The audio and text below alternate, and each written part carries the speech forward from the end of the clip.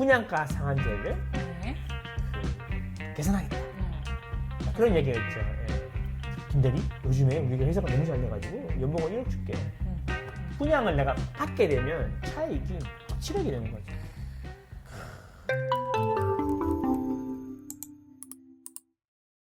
이 정권이 나올 때 네네. 남들은 크게 관심을 가지지 않았지만 네. 망고쌤이 혼자 가슴이 설렜던 게 두 가지가 있는데 그 안전진단 기준 완화랑 네네. 분양가 상한제 개선, 개선. 예, 그 분양가 합리화 뭐 이런 합리화, 이야기였죠. 예. 그 두 개를 보고 되게 놀랐거든요. 중요한 그래서, 것은 지금 시장에서 풀어줘야 할 것이 여러 가지가 있지만 그 중에 가장 중요한 것은 공급을 늘리기 위해서는 안전진단 기준을 완화해서 장기적인 공급 기반을 마련하고 네. 지금 진행되고 있는 것들의 속도를 높여갖고 공급을 늘어나게 해야 되는 건데 그러려 그러면 안전진단 기준 완화뿐만 아니라 분양가 상한제를 합리적으로 개선해서 그렇죠. 지금 현재 막 진행되고 있는 것들의 속도를 더욱 높여줘야 된다는 것이죠.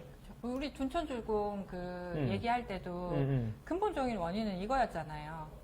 분양가 상한제 때문에. 그렇죠. 예. 그렇죠. 맞습니다. 예. 안전진단 기준 완화는 네. 7월 1일인가 8월 1일로 이제 연기한다고 했죠. 네. 근데 하긴 할 거다라는 거죠. 네. 그리고 이제 그 분양가 분양가 상한제를 개선한다 그랬는데 그게 이제 내용들이 나왔어요. 한번 볼게요. 네. 예. 그래서 분양가 상한제 얼마나 오를까? 21일 날 예, 상한제 개편안을 발표한다고 합니다. 내일이네요. 산정 방식을 대폭 변경하는 안을 거론했다. 기본형 건축비도 인상했다.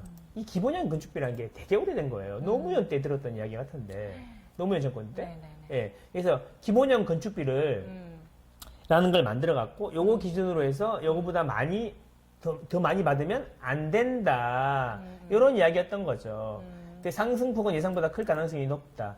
이제 요걸 법을 바꾸는 건 아니니까 시행령으로 바꿀 수 있는 거, 행정부가 할 수 있는 거 범위 내에서 개선을 네. 해주겠다라는 거고 네. 또 이 시행령 해서 이제 막 또 그건 놔두지. 시행령으로 뭐 바꾸는 거를 또 좀 국회에서 또 맡게 하겠다 이런 이야기 또 쌓고 다 합니다. 예. 아니 지금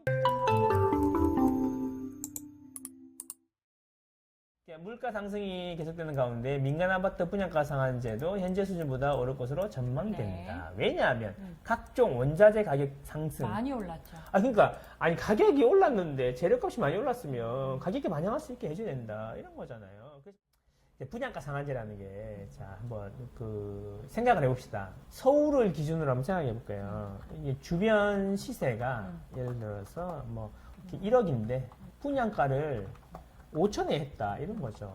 자 그러면 이게 무슨 일이 생기냐면 34평 기준으로 분양가가 17억이라는 이야기예요. 근데 시세는 35억 하는데. 그렇죠. 그러면 분양을 내가 받게 되면 차익이 17억이 되는 거예요. 로또도 이런 로또가 없는 거죠. 이게 약간 극단적인 예일 수도 있는데 자 그럼 무슨 일이 생기냐. 자 이 차익 17억을 과연 누가 가져가냐는 거죠. 누가.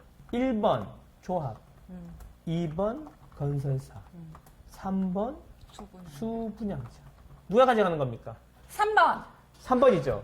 근데 네네. 수분양자가 가져가는데 그러면 항상 손해보는 사람이 있죠. 그죠. 조합 입장에서는 1억에 분양할 수 있는 거를 5천에 분양했으니까 17억이 사실은 마이너스가 되는 거죠. 그렇죠. 마이너스가 되는 거고 건설사는 공사비만 받아가는 도급제를 지금 대부분 하고 있기 때문에 큰 손해는 없어요. 예, 손해는 없어요. 근데 수분양자가 돈은 어차피 합치면 다 똑같은 거니까 그렇죠. 누가 이르면 누가 따는 겁니다. 17억을 가져가는 거죠. 그렇죠. 그러면 생각해 봅시다. 조합이 시세대로 분양을 하면 이익이 17억이 더 들어오기 때문에 또 빨라지겠죠. 돈이 되니까. 그렇죠. 자본주의는 그런 거 아닙니까? 그러면 돈이 되면 열심히 합니다. 열심히 해요. 500집 받았는데 김대리 요즘에 우리가 회사가 너무 잘 돼가지고 연봉을 1억 줄게. 그러면 열심히 해야죠. 새벽같이 나가. 예, 그게 자본주의 아닙니까? 자본주의는 돈이 되면 열심히 한다니까요. 그러니까 뭐냐면 서울에 공급이 없어서 집값이 올랐으니 공급을 늘리려 그러면 자본주의 시장 원리에 맞게 돈이 되게 해주면 된다. 그렇죠. 시세대로만 분양하게 해주면 그냥 속도가 탁탁탁 붙어가지고 공급이 늘어날 거다 이런 거죠. 그러면 문제는 뭐냐면 이 17억을 만약에 조합이 가져갔을 때는 사업에 속도가 붙겠죠. 네. 그렇죠. 사업 속도가 증가하면서 뭐도 증가하죠? 공급도 증가하게 되고 공급이 증가되면 장기적으로 가격이 안정이 되는 거죠. 이걸 원했던 거 아닙니까? 그렇죠. 이렇게 되는 거죠. 근데 만약에 수분양자가 17억을 가져간다. 그러면 사업 속도가 감소하는 거죠. 사업 속도가 감소하게 되면은 공급도 감소하게 되죠. 그럼 장기적으로 가격이 올라가는 건데, 이래서 가격이 올라가면 17억 로또를 받았던 사람이 가격이 또 올라가니까 추가로 또 돈을 먹는 거죠. 수분양자만 행복해지는 그림이네요. 그쵸. 네. 근데 이 분양가 상한제를 하는 이유는 그런 거예요. 너무 이익을 많이 취하니까, 니네들은 너무 이익을 많이 취하는 것 같은데, 그 이익을 좀 이익을 좀 줄여주겠다라는 거죠. 근데 왜 네. 수분양자가 가져가야 되는 그러니까 거예요? 내 이야기는 그거야. 수분양자가 왜 가져가야 되냐. 그러면 가져간다는 게 그게 네. 그 합리적이고 공정한 거냐. 이런 이야기인 거죠. 결국에 뭐냐면 수분양자한테 이익을 이렇게 몰아줌으로 해서 사업 속도가 감소하고 공급도 감소하고 가격이 올라간다. 그래서 또 악순환만 계속되는 거다. 이런 이야기죠.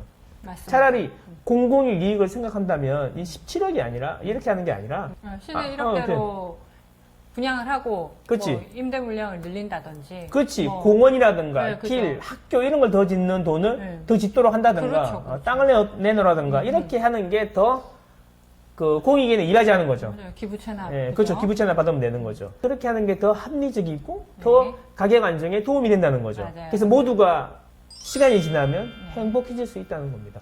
왜 이걸 모르고 그냥 거기에다가 쟤들 돈 많이 버니까 돈 많이 버는 애들은 배아프니까. 그냥 뺏어도 돼 라는 거는 아니라는 거죠. 맞아요. 결국에는 그렇게 함으로 인해서 가격이 더 올라서 결국에는 집 가진 사람들은 이익을 보게 되고 집값은 더 오르게 되고 그래서 결국 수분양자하고 유주택자는 이익을 보는데 네. 결국에는 이익을 못 보는 사람들은 무주택자만 되는 거죠. 그게 지금은 당장 시원하고 사이다인데 그게 돌아와서 결국 자기한테 다시 돌아온다니. 결국 그 돈 많은 사람들한테 뺏어라고 주장했던 사람들이 피해를 보는 거죠. 그렇죠. 그렇습니다. 이게 망고쌤이 말하는 뭐죠? 지지자의 역설이라는 거죠. 네. 그렇습니다. 알겠어요. 그래서 요거를 합리화해 주겠다는 거죠. 그래서 이제 많이 올려주는데 어떻게 네. 합리화를 하냐 하면 네. 이제 그 비용에 들어가는 것들을 들어간 항목들이 있잖아요. 그거를 이제 그 높여준다. 늘려주는 거죠. 비용 처리를 많이 되게 해준다.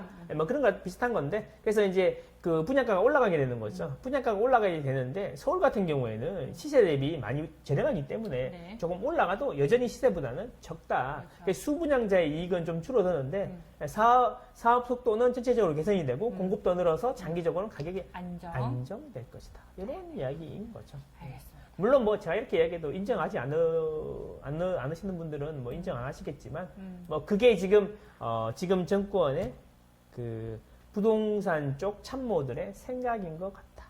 이런 이야기. 이 채널에 오시는 분들은 아마 그런 분들이 많을 겁니다. 그 마음의 양식도 중요하지만 네. 일용할 양식을 네, 모아보겠다. 일용해야죠. 네. 그런 분들이 많이 계실 거예요. 네. 그리고 이제 그런 거는 그냥 열심히 돌아다니고 막 친구들도 많이 사귀고 네네. 한다고 되는 것도 있지만 스스로의 지식을 점점 쌓아 나가야 돼요. 쌓아 나가면서 알아들어야 되니까. 그렇죠. 쌓아 나가면서 네. 계속 자기가 발전해야 돼요. 그죠? 예. 여러분 세상은 있잖아요. 자기 마음대로 안 돌아갑니다. 절대로. 예, 절대로 그렇게 안 되는 게 아니니까 당신은 세상에 적응해야 되는 거죠. 그렇죠. 적응해야 되는 거죠. 그 적응을 하려면 세상이 어떻게 돌아가는지에 대해서 스터디가 돼야 되고 잘 모르겠으면 주변에 좋은 사람들을 많이 두고 이야기도 많이 나누고 네. 그래야 되는 거죠. 깊은 계곡으로 들어갈 때는 서로 손을 맞잡아야 살 수 있습니다, 여러분. 친구를 많이 만드시고 공부를 열심히 하세요. 겨울 밤이 오면 우리는 이제 따뜻한 방에서 책을 봅시다. 나가지 말고 얼어 죽는다. 왜 선생님이 집 살 때 언제 사냐 뭐 얘기하시면서 옆집 순이 엄마가 집 사서 돈 벌었다는 얘기를 들을 때 산다 그렇지. 얘기하시잖아요. 그렇지. 우리는 이제 그 조금 더 이제 투자를 잘 아는 그리고 부동산이나 세상을 돌아가는 그 원리를 잘 아시는 분들과 친하게 지내면 뭐 옆집 아저씨가 집 샀다더라 그럼 가서 따라 사고 그렇지. 이런 걸 해야죠. 이런 걸 해야죠. 이런 걸.